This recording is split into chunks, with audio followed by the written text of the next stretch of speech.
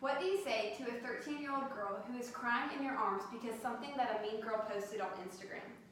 Or a picture that was posted without her consent on Snapchat? These are all situations that I've had to encounter multiple times in my life.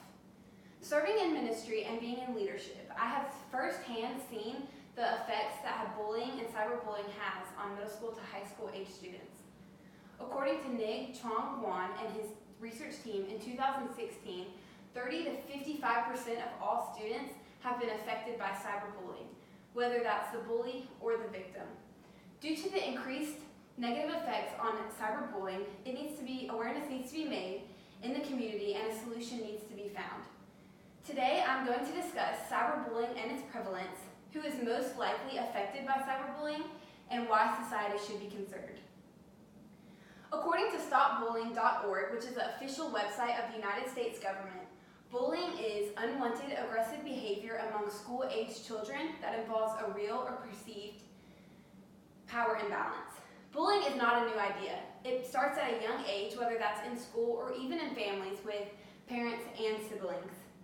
The big problem is that with the introduction of internet and social media, communication and interaction through social media has increased cyberbullying. Examples of cyberbullying include commenting nasty things on posts, posting without someone's consent, or even malicious and harassing texts and phone calls.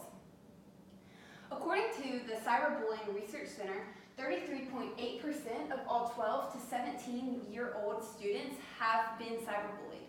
That's not even including the ones that have gone unreported. Now that we have seen how big and prevalent cyberbullying is in our society, we need to look at who is most affected by it. Cyberbullying typically occurs in middle school to high school age students, but it affects more than just the victims. The victims experience physical, emotional, and academic consequences from cyberbullying. A study from Robin Kalowski, a PhD, proved that cyberbullying victims experience anxiety, problem sleeping, irritability, headaches, fatigue, and even bedwetting. And victims of cyberbullying are twice as likely to experience self-harm or suicidal thoughts. Cyberbullying also affects students academically. An ABC study showed that 160,000 students skip school each day because of fear of their bully. Not only are the bullies affected, but also their family and their close friends. No one wants to see one of their close friends struggling with cyberbullying and having suicidal thoughts or sadness. In light of this new information, it is important to understand why society should be concerned of the issue of cyberbullying. Regardless of race, gender, social class, or even personality, no one should be treated less than a human. This is what the civil rights movement was about. If that's not enough reason for you to be against bullying, this should be.